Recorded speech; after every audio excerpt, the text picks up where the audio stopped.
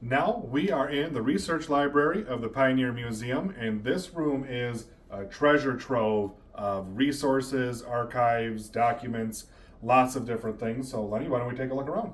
Sounds good. Back behind us here, we have bound editions of the Fairmont Sentinel. These go back about how far, Lenny?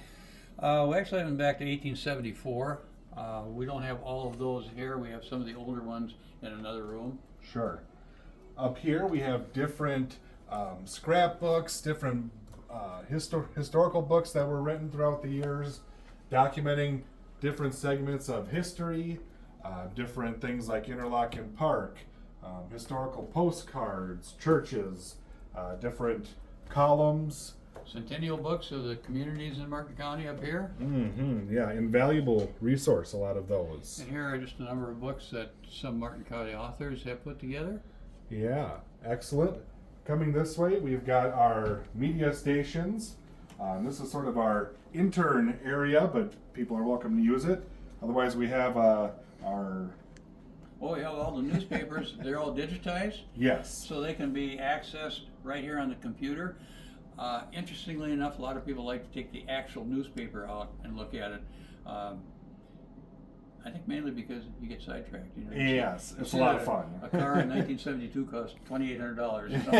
Yeah, Yeah. grocery prices in those ads are quite a bit less expensive nowadays. And then, of course, the picture file.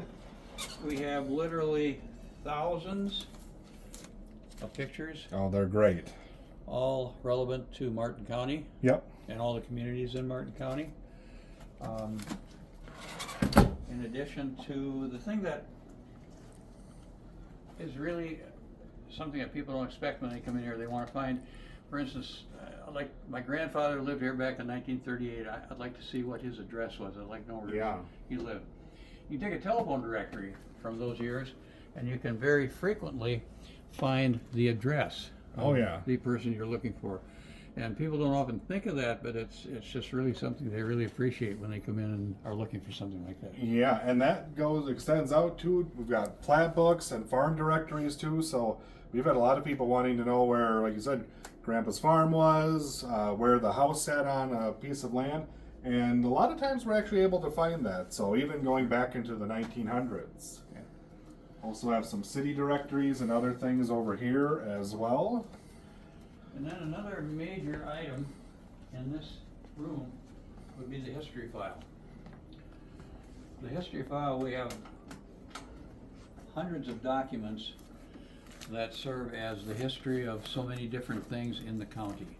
I mean, you see tons of different articles that have been pulled out, histories that people have written. There's a ton. All sorts of things. They could be include newspaper clippings and just a number of different things like that.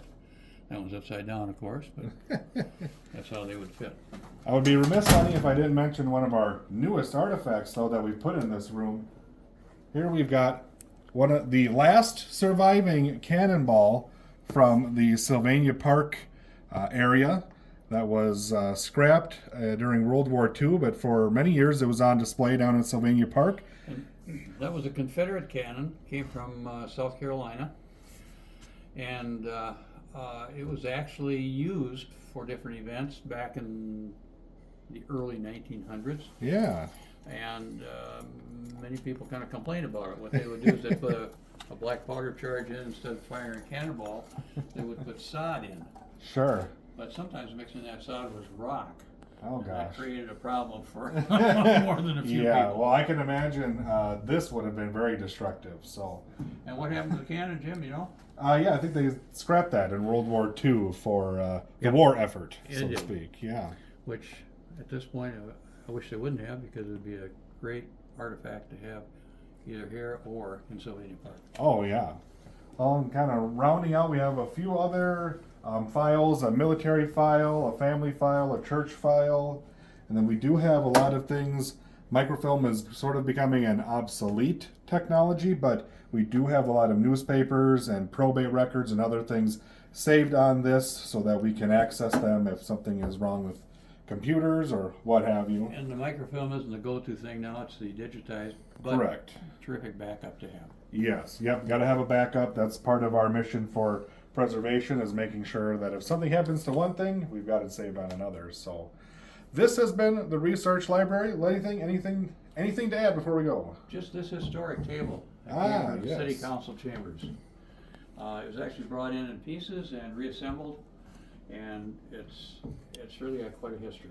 Yeah, and we've also got this lovely firearm here that was brought in by Drew Shellpepper. Yes. Yeah, One of 9 or 10 made. I think so. Yeah, 9 or 10. And it all represents emblematic of things in Martin County. And back to the table for just a minute. This gives the history of the table, and when you come in the museum, take 5 minutes or 10 minutes and read that. It's very, very interesting. All right. Well, thank you for joining us. This has been the Research Library and the Pioneer Museum.